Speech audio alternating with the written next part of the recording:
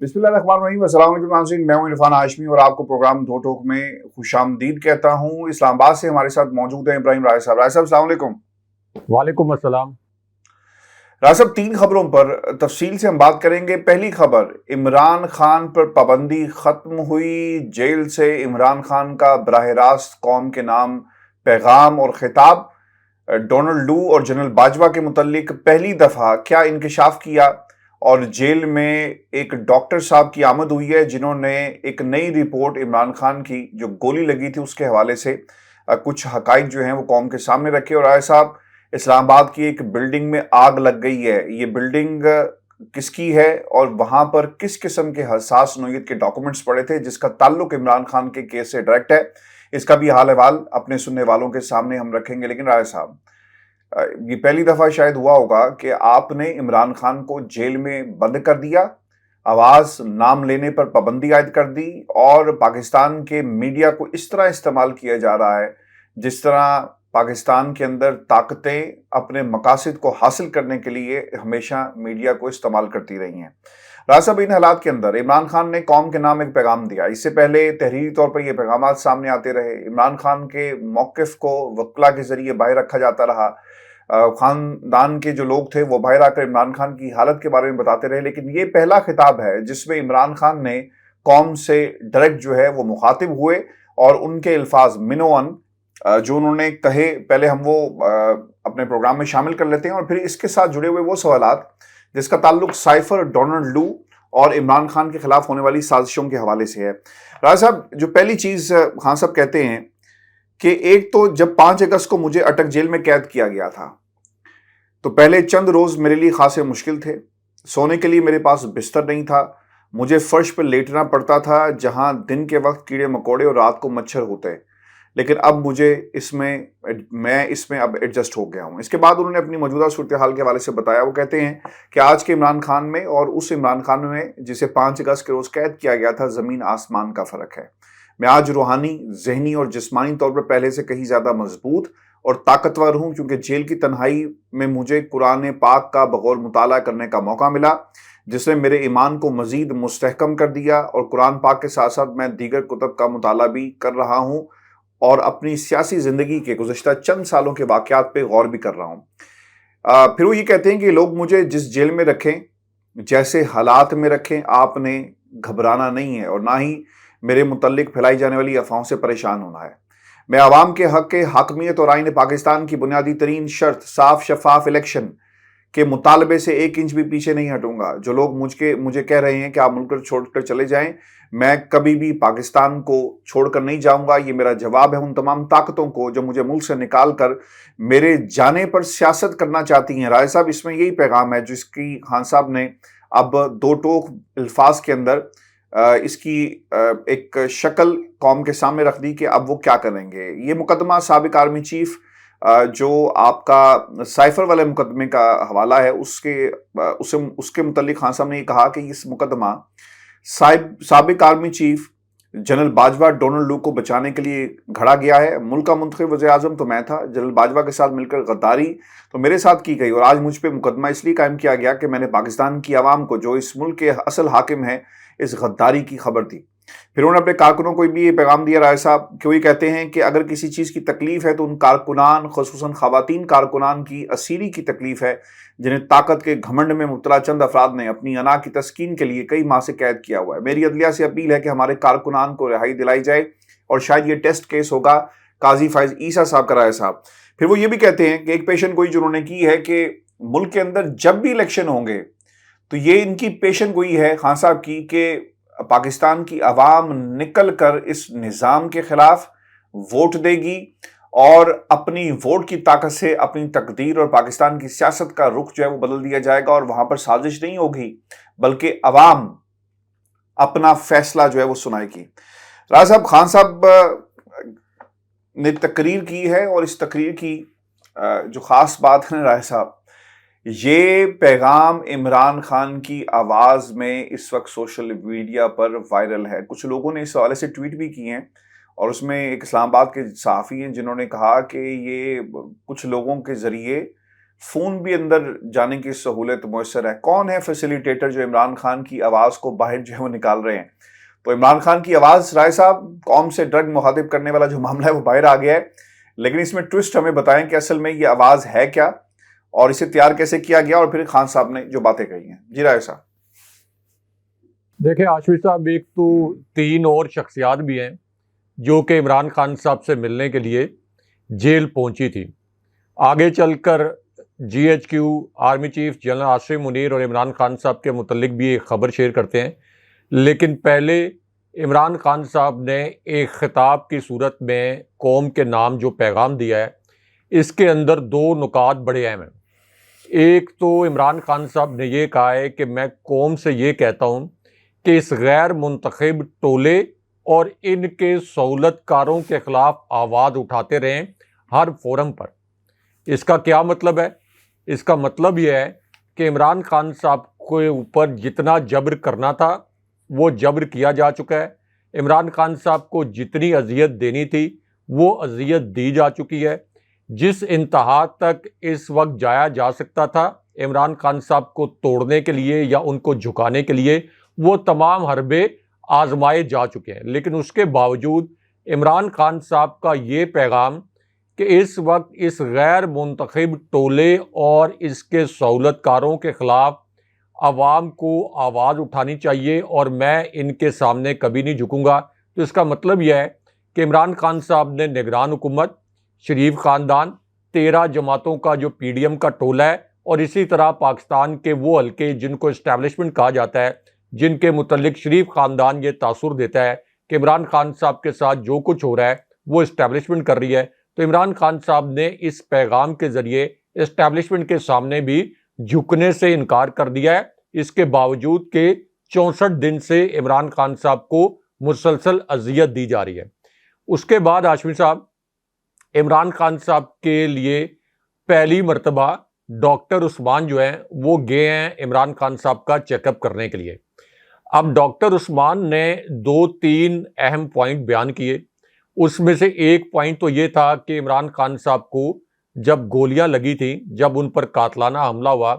تو ظاہر ہے کہ اس کے بعد وہ چل پھر نہیں سکتے تھے، ان کی ٹانگ میں فریکچر ہو گئے تھے اور وہ ایکسرسائز بھی نہیں کر سکتے تھے. تو ڈاکٹر عثمان نے بتایا کہ عمران خان صاحب نے اس وقت ویٹ گین کر لیا تھا. اب ڈاکٹر عثمان نے بڑی معنی خیز بات یہ کی کہ عمران خان صاحب کی ذہنی حالت پہلے سے زیادہ بہتر ہے، عمران خان صاحب اعصابی طور پر پہلے سے زیادہ مضبوط ہیں. اس کا مطلب یہ ہے کہ اس خدشے کے باوجود آپ ذرا ایک لمحے کے لیے امیجن کریں کہ ایک شخص کو 63 دن سے جیل کے اندر یا ایک تنگ و تاریک پنجرے کے اندر اس طرح سے رکھا گیا ہے کہ اسے باہر کی کوئی خبر نہ ہو،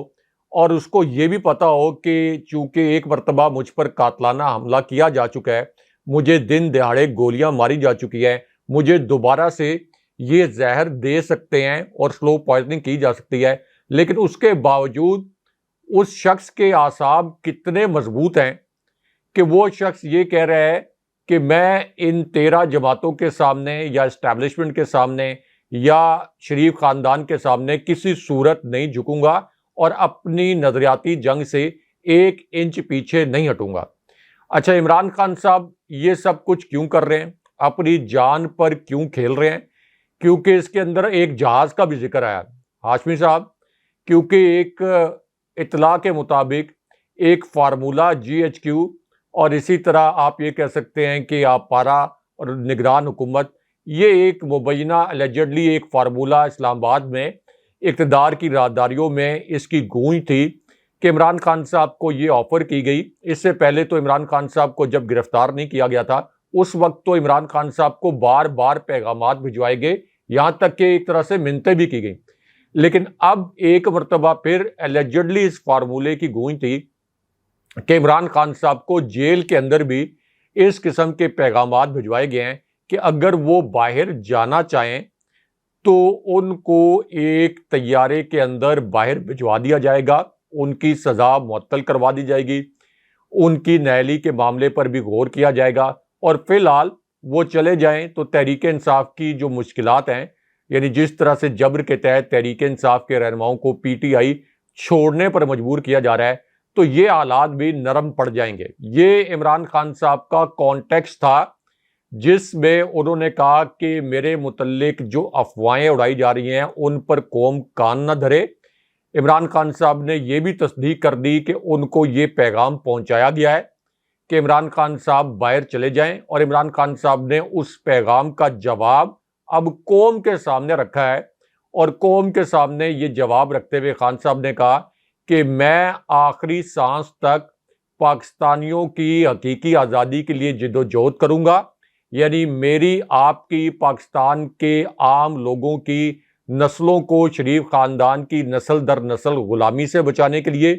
زرداری خاندان کی نسل در نسل غلامی سے بچانے کے لیے اس وقت عمران خان صاحب اپنی جان پر کھیل کر پاکستانیوں کے حقوق کی جنگ لڑ رہے ہیں۔ اس لیے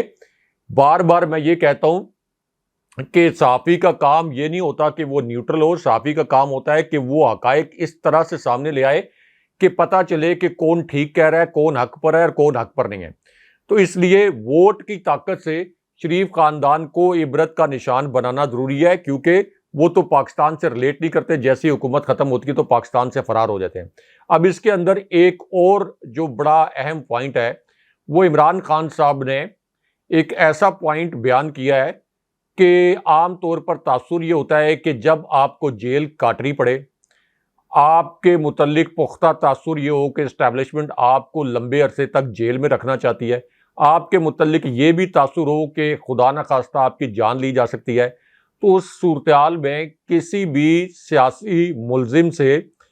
آپ اس طرح کے بیانات کی توقع نہیں کرتے کہ وہ کوئی اگریسو بیانیہ بنائے گا یا کوئی جارحانہ بیانیہ بنائے گا جس سے اسٹیبلشمنٹ آفینڈ ہو جائے یا حکومت وقت آفینڈ ہو جائے اور وہ کوئی نالاں ہو جائے۔ لیکن اس کے باوجود عمران خان صاحب نے کہا کہ سائفر کیس میں مجھ پر جو غداری کا مقدمہ بنایا گیا، یہ غداری کا مقدمہ اصل میں سابق آرمی چیف جنرل باجوہ پر بننا چاہیے تھا، کیونکہ اصل میں منتخب وزیر اعظم تو میں تھا، اور اصل میں جنرل باجوہ نے مجھ سے اور اس قوم سے غداری کی تھی۔ میں نے اس غداری کی پوری جو سچی کہانی تھی وہ قوم کے سامنے رکھ دی۔ تو اس کا مطلب یہ ہے کہ عمران خان صاحب از ناٹ کمنگ سلو۔ عمران خان صاحب کو اس بات کی کوئی پرواہ نہیں ہے کہ 17 اکتوبر کو عمران خان صاحب پر فرد جرم عائد کر دی جائے گی۔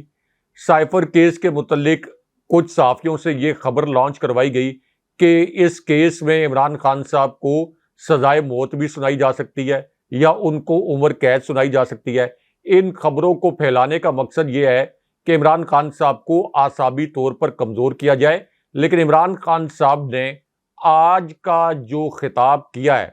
یعنی جس کو آواز بھی دی گئی ہے، جس کے متعلق کچھ لوگوں نے کہا کہ آرٹیفیشل انٹیلیجنس کے ذریعے عمران خان صاحب کی آواز میں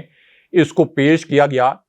اس خطاب کا امپیکٹ ہاشمی صاحب وہی امپیکٹ ہے، اس خطاب کا وہی امپیکٹ ہے جو کہ عمران خان صاحب نے جب پہلی مرتبہ سائفر سے جڑے کاغذات کو ایک جلسے میں لہرایا تھا، اور اس کے بعد عمران خان صاحب کی پاپولیرٹی جو ہے وہ 1000 گنا تک اچانک بڑھی اور پھر بڑھتی چلی گئی۔ تو عمران خان صاحب جن کا نام میڈیا پر لینا ایک بہت بڑا جرم بنا دیا گیا ہے،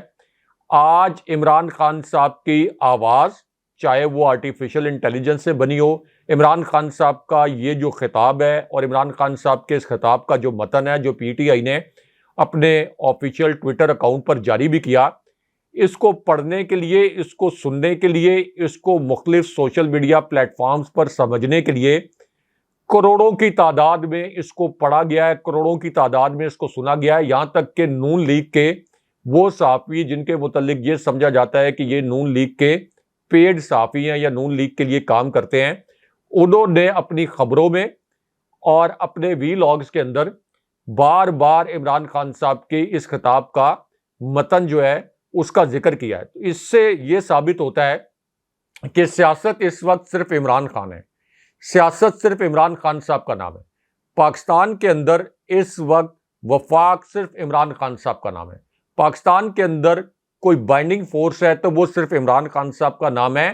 ایک وقت یہ تھا کہ یہ کہا جاتا تھا کہ پاکستان کی سیاست یا بھٹو صاحب کے حق میں یا بھٹو صاحب کے مخالف اس دائرے کے اندر گھومتی ہے، لیکن عمران خان صاحب کے معاملے میں یہ انٹائرلی ڈفرنٹ ایک ایشو ہے۔ عمران خان صاحب بھٹو صاحب کے مقابلے میں اتنے زیادہ مقبول ہیں کہ عمران خان صاحب کی مخالفت میں کوئی سیاست موجود ہی نہیں، یعنی عمران خان صاحب کے جتنے سیاسی مخالفین ہیں، جتنے 13 جماعتیں مل کر بھی عبرت کا نشان بن چکی ہیں۔ جنرل باجوہ کی اسٹیبلشمنٹ ان کو الیکشن نہیں جتوا سکی تھی، ضمنی الیکشن کمیشن جو شریف خاندان 13 جماعتوں کی بی ٹیم ہے، وہ عمران خان صاحب کے بیانیے کو کمزور نہیں کر سکا۔ عمران خان صاحب پر فرد جرم عائد کرنے کے لیے عمران خان صاحب کے پروڈکشن آرڈر جاری کرنے کا فیصلہ بھی کیا گیا۔ تو پوری جو ریاست ہے وہ مل کر عمران خان صاحب کی مقبولیت میں 1% کمی نہیں کر سکی، الٹا عمران خان صاحب کی مقبولیت جو ہے جیل جانے کے بعد مزید بڑھ گئی ہے۔ اس کا مطلب یہ ہے کہ اب عمران خان صاحب سے لڑنے کے بجائے عمران خان صاحب سے معافی تلافی کر کے صلح کر لی جائے تو زیادہ بہتر ہے۔ دوسری بات یہ ہے کہ عمران خان صاحب نے ایک اور بڑا اہم پوائنٹ ریز کیا۔ عمران خان صاحب نے کہا کہ ملک کو جس قسم کے کرائسس کا سامنا ہے، جس طرح کا معاشی بحران ہے، جس طرح کا سیاسی عدم استحکام ہے، تو ملک کو ایک مقبول لیڈر کی ضرورت ہے، اور وہ مقبول لیڈر ایک صاف شفاف الیکشن کے نتیجے میں منتخب ہو کر پرائم منسٹر کے طور پر سامنے آ سکتا ہے۔ تو عمران خان صاحب نے یہ بھی پیغام دیا اپنی قوم کو کہ آپ الیکشن کے لیے تیاری کریں۔ تحریک انصاف کو انہوں نے کہا کہ الیکشن کے لیے کیمپین کریں۔ تو ہاشمی صاحب، آج تو عمران خان صاحب کے اوپر جس قسم کی بربریت جج ابو الاسناد کی عدالت میں کی جاتی ہے،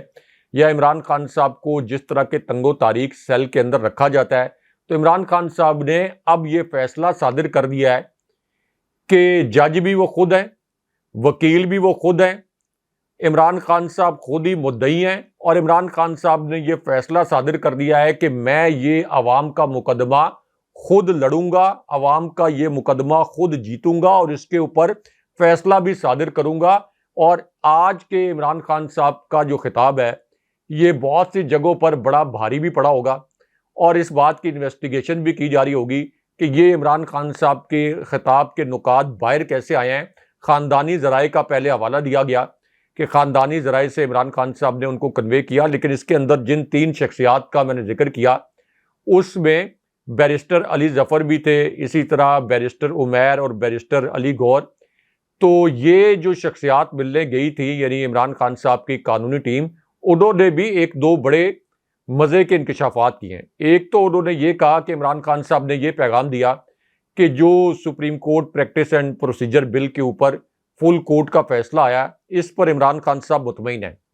کیونکہ نواز شریف کی نااہلی اب ٹیکنیکل گراؤنڈز کے اوپر ختم نہیں ہو سکتی، کیونکہ جن 2 جج صاحبان نے باقی پورے ایکٹ کے اوپر تو جسٹس فائز عیسیٰ کے ساتھ اتفاق رائے کیا، لیکن اس شق پر اتفاق رائے نہیں کیا کہ اس ایکٹ کا ماضی سے اطلاق ہوگا۔ تو کیا اس کا مطلب یہ ہے کہ اسٹیبلشمنٹ جو ہے وہ یہ دیکھ رہی ہے کہ نواز شریف چلے ایڈونچر کر کے پاکستان آ تو رہے ہیں، آ جائیں پاکستان، ان کو جیل نہیں بھیجیں گے، لیکن ان کو پرائم منسٹر بھی نہیں بننے دیں گے، پرائم منسٹر ہم اپنی مرضی کا دھاندلی زدہ الیکشن میں شہباز شریف کو ہی بنائیں گے۔ اس کو اس طریقے سے بھی دیکھا جا رہا ہے کہ کیا 2 جج صاحبان کو پاکستان کے اہم حلقوں نے کوئی اس قسم کا پیغام بھیجا، اس وجہ سے نواز شریف والی جو اسپیسیفک شک ہے اس کے اوپر پھر اختلاف رائے سامنے آیا۔ اب اس کے اندر ایک اور بھی سٹوری بڑے مزے کی لانچ کروائی گئی ہے کہ الیکشن کمیشن نے یہ جو نام نہاد پریکٹس اینڈ پروسیجر بل تھا، اس کی منظوری کے بعد الیکشن کمیشن نے نااہلی کا جو دورانیہ تھا یا اس کی جو مدت تھی وہ 5 سال کر دی تھی۔ تو نواز شریف کی نااہلی کی مدت چونکہ 5 سال ختم ہو گئی ہے، تو اس لیے الیکشن کمیشن جو ہے وہ نواز شریف صاحب کے کاغذات نامزدگی، یعنی یہ لانچ کی گئی خبر جس کے اندر صاحب کا لفظ ساتھ استعمال کیا گیا کہ نواز شریف کے کاغذات نامزدگی منظور کر لے گا۔ اس کا مطلب یہ ہے کہ الیکشن کمیشن جو ہے وہ کوئی ڈیل اس وقت نواز شریف کے ساتھ کر رہا ہے، یا نواز شریف کو یہ میسج کنوے کر دیا گیا ہے کہ آپ فکر نہ کریں، اگرچہ عدالتی فیصلے کے نتیجے میں تو آپ کی نااہلی ختم نہیں ہوتی، لیکن ہم آپ کے کاغذات نامزدگی منظور کر دیں گے۔ لیکن نواز شریف کے کاغذات نامزدگی منظور ہوں، شہباز شریف کے کاغذات نامزدگی منظور ہوں، 13 جماعتیں مل کر الیکشن لڑیں، الیکشن کمیشن پورا زور لگا لے، پورا عدالتی نظام زور لگا لے، اس وقت گراؤنڈ ریالٹی یہ ہے کہ عمران خان صاحب اگر جیل میں بھی ہوئے، اگر ان کے جو 350 رہنما جبر کے تحت تحریک انصاف سے الگ کیے گئے ہیں یہ الگ بھی رہیں، پوری قیادت بھی جیل ہو، عمران خان صاحب جس کو ٹکٹ دیں گے تحریک انصاف الیکشن میں جائے گی تو تحریک انصاف 2/3 اکثریت سے یہ الیکشن جیتے گی. یہ نوشتہ دیوار ہے. اس کا مطلب یہ ہے کہ تحریک انصاف کو الیکشن سے باہر رکھنے کی سوا کوئی چارہ نہیں ہے، لیکن الیکشن سے اگر تحریک انصاف کو باہر رکھیں گے تو پھر الیکشن کی کریڈیبلٹی زیرو ہو جائے گی. جو غیر ملکی مبصرین الیکشن کو کور کرنے اور اس کو آبزرو کرنے آتے ہیں وہ اپنی رپورٹ پوری دنیا کے دارالحکومتوں میں بھیجتے ہیں. وہ رپورٹ پھر واشنگٹن ڈی سی بھی جاتی ہے، وہ رپورٹ پھر بیجنگ بھی جاتی ہے، وہ رپورٹ جو ہے پھر لندن بھی جاتی ہے. تو اس الیکشن کی کریڈیبلٹی اور ریاست پاکستان، پھر جب میں کہتا ہوں کہ یہ ایک روگ سٹیٹ ہے، ایک بدماش ریاست ہے، ایک فیلڈ سٹیٹ ہے، ایک ناکام ریاست ہے تو لوگ ناراض ہوتے ہیں. تو پھر ہمارا یہ جو ایک تاثر ہے اس کے اوپر ایک ٹھپا لگ جائے گا اور ملک کے اندر استحکام بھی نہیں آئے گا. تو اسٹیبلشمنٹ کو کیا سوٹ کرتا ہے؟ اسٹیبلشمنٹ کو یہ سوٹ کرتا ہے کہ ایک فری اینڈ فیئر الیکشن ہونے دیں. اس کے اندر اگر وہ کوئی کردار ادا کر سکتے ہیں فری اینڈ فیئر الیکشن کے لیے تو وہ فری اینڈ فیئر الیکشن کروائیں. ابھی اس طرح کی اطلاعات آئیں کہ اسٹیبلشمنٹ نے ڈالر کے حوالے سے جو غیر قانونی کاروبار تھا اس کے اوپر بڑا کریک ڈاؤن کیا تو ڈالر نیچے آ گیا. اب جو بھی آگے منتخب حکومت آئے فوج اس کے ساتھ مل کر کام کرے تو کوئی وجہ نہیں ہے کہ پاکستان کو اس کرائسس سے نکالا جا سکے اور جو مشکل فیصلے ہیں وہ مقبول لیڈر کر سکتے ہیں.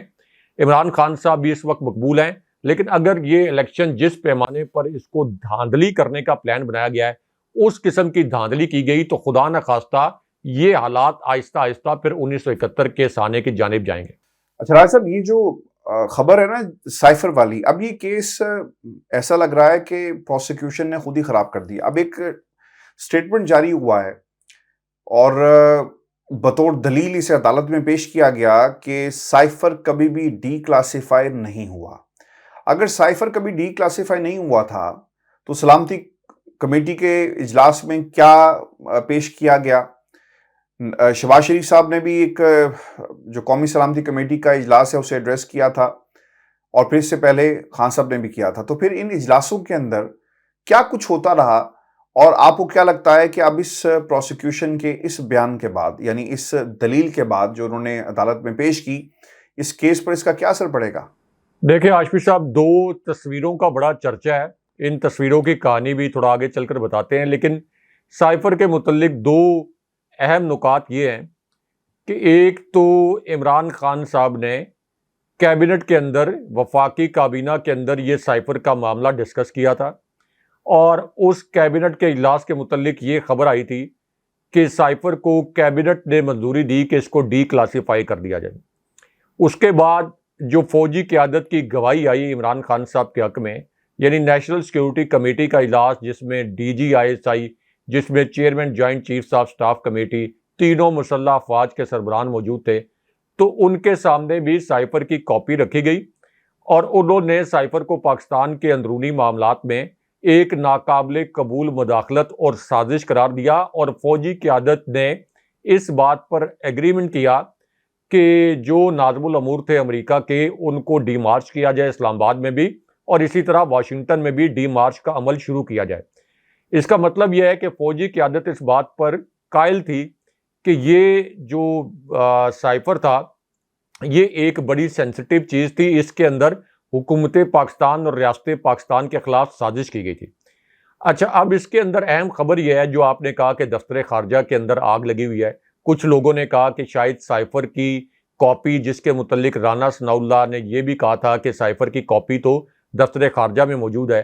کہ ہو سکتا ہے مبینہ طور پر کوئی دفتر خارجہ میں کاغذات وغیرہ جلانے کی کوشش کی جا رہی ہو، کیونکہ اس سے پہلے شریف خاندان جو ہے یہ لاہور میں ایل ڈی اے کی جتنی بھی بلڈنگز ہیں یہ ایک مرتبہ ان کو جلا چکے ہیں. جب بھی ان کے کرپشن کے مقدمات کھلتے ہیں تو اس وقت یہ ایل ڈی اے کی جو بلڈنگز ہیں ان کے اندر آگ لگتی رہی ہے، بڑی مسٹیریس قسم کی. اب یہ سائفر کی جو کاپی ہے یہ سابق چیف جسٹس بندیال کے پاس بھی موجود ہے، کیونکہ عمران خان صاحب نے ان کو بھیجی تھی. اس کے علاوہ یہ سائفر کی copy chairman senate Sadiq Sanjrani کے پاس بھی موجود ہے، یہاں تک کہ شہباز شریف کے پاس بھی سائفر کی کاپی موجود ہے، اور شہباز شریف چونکہ اپوزیشن لیڈر تھے تو ان کو بھی بھیجی گئی تھی. اچھا، شہباز شریف نے اس سائفر کی کاپی کے متعلق یہ کہا تھا کہ یہ ایک عام سا کاغذ ہے، اس کے اندر کوئی سینسٹیو چیز نہیں ہے، اور عمران خان صاحب نے اس عام سے کاغذ کو لہرا کر ایک جعلی بیانیہ بنایا. یہ شہباز شریف کا اس وقت کہنا تھا. تو اگر شہباز شریف جو اس وقت اپوزیشن لیڈر تھے اور اس کے بعد پرائم منسٹر بنے جعلی طریقے سے، وہ اگر یہ کہہ رہے تھے کہ یہ عام سا کاغذ ہے، تو پھر اس عام سے کاغذ پر عمران خان صاحب کے خلاف سیکرٹ ایکٹ کے تحت کیسے مقدمہ چل سکتا ہے؟ اور اگر یہ مان لیا جائے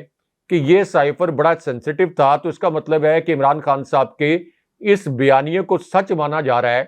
کہ اس میں سیکرٹ طور پر خفیہ طریقے سے ریاست پاکستان اور عمران خان صاحب کی حکومت کے خلاف سازش کی گئی تھی. اس بات کو مانا جا رہا ہے، اور اس بنیاد پر عمران خان صاحب کو سزا دی جا رہی ہے کہ عمران خان صاحب نے اس سازش کو عوام کے سامنے آشکار کر دیا. اور عمران خان صاحب نے یہ بھی کہا کہ اگر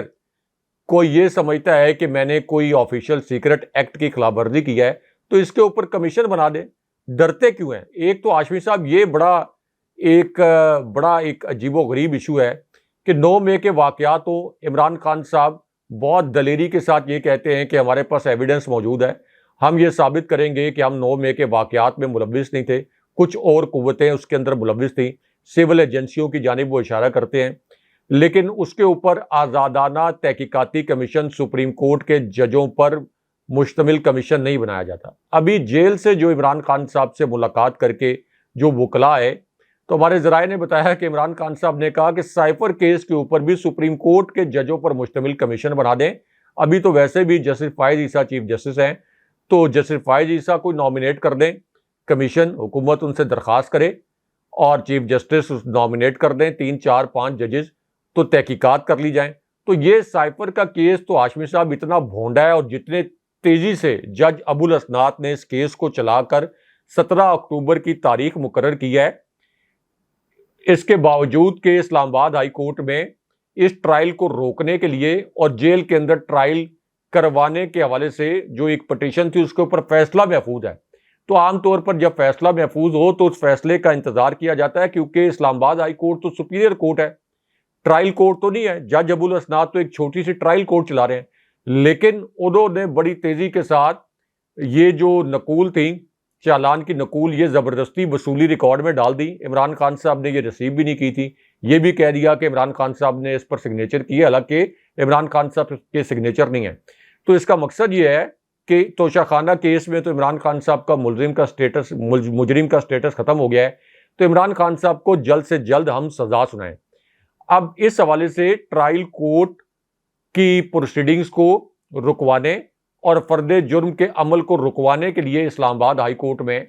جو پٹیشن فائل کی ہے لطیف کھوسا نے، وہاں پر انہوں نے جج صاحب کو، چیف جسٹس صاحب کو لاجواب کر دیا، اور چیف جسٹس صاحب پھر یہ کہنے پر مجبور ہو گئے کہ میں پھر اس کو جو مرکزی کیس ہے اس کے ساتھ لگا دیتا ہوں، اور عمران خان صاحب کو مبینہ طور پر جو زہر دینے کا معاملہ ہے اور جیل مینول کے مطابق جو عمران خان صاحب کو سہولیات فراہم نہ کی جا رہی ہوں، اس کے اوپر پہلے ہیرنگ 25 اکتوبر کو ہونی تھی. لیکن اب جو ارلی ہیرنگ کی درخواست دی تھی پی ٹی آئی کے وکلا نے، اس کے اوپر اب یہ ارلی ہیرنگ فکس ہو گئی ہے. تو اس کا مطلب یہ ہاشمی صاحب کہ یہ طے کر لیا گیا ہے کہ عمران خان صاحب کو جیل مینول کے مطابق ہو سکتا ہے. اب جب یہ طے کر لیا گیا ہے کہ سائفر کیس میں عمران خان صاحب کو سزا سنانی ہے، اور ایسی سزا سنانی ہے کہ عمران خان صاحب تھوڑا لمبے عرصے تک ان کی ضمانت نہ ہو، تو مین وائل جسٹس عامر فاروق ہو سکتا ہے کہ عمران خان صاحب کو جیل مینول کے مطابق کچھ سہولیات فراہم کرنے کا حکم دے دیں، وہ بھی اگر کہیں سے کوئی لکھا لکھایا فیصلہ آیا تو.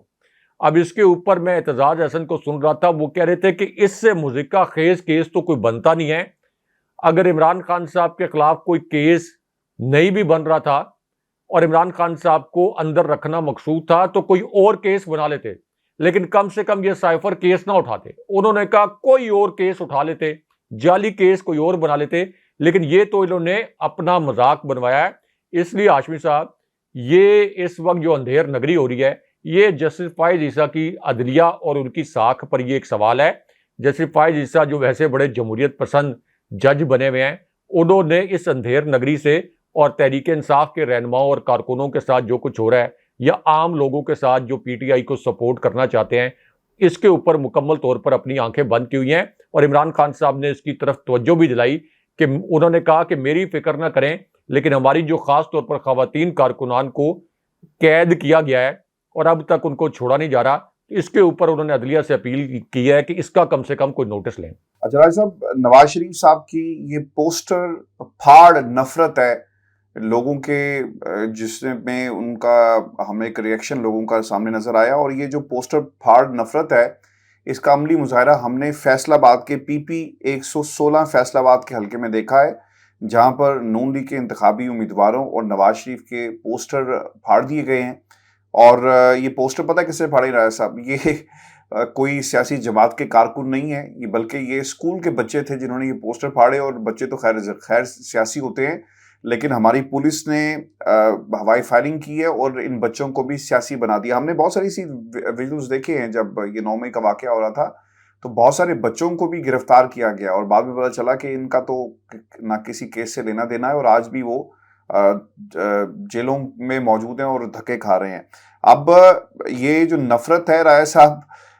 پولیس کو استعمال کر کے نواز شریف کے پوسٹرز کو پتہ نہیں بچائیں گے نہیں بچائیں گے. مجھے تو لگتا ہے کہ یہ سیاست تو کم از کم ان کی نہیں بچے گی. پوسٹر شاید بچ جائیں، لیکن سیاست نواز شریف صاحب کی جو ہے وہ رائے صاحب مجھے تو کم از کم بچتی ہوئی نظر نہیں آ رہی. ہاشمی صاحب، 2 تصویروں کی بھی ایک بڑی دلچسپ کہانی ہے. یہ تصویریں اس وقت وائرل بھی ہوئی ہیں نواز شریف کے پاکستان واپسی سے پہلے، اور یہ جو نام نہاد انہوں نے ایک طیارہ بک کرایا. تو ان 2 تصویروں کے حوالے سے اگر آپ ٹویٹر پر جائیں تو بڑی دھوم مچی ہوئی ہے، ایک بہت بڑا ٹرینڈ بھی چل رہا ہے، اور ان تصویروں کا تعلق بتایا جا رہا ہے آپ کے سابق army chief general retired Qamar Javed Bajwa سے. اب چونکہ پروگرام کا ٹائم کافی ہو گیا ہے تو ان 2 تصویروں کی کہانی جو ہے وہ اگلے پروگرام میں اپنے ویورز کے ساتھ شیئر کریں گے. بہت شکریہ ویورز، یہ شو تھا آج کا ہمارا. اپنے کمنٹس بھیجیے گا، چینل کو ضرور سبسکرائب کیجیے گا. مجھے اور ابراہیم رائے صاحب کو اجازت دیجیے. اللہ نگہبان. اللہ نگہبان.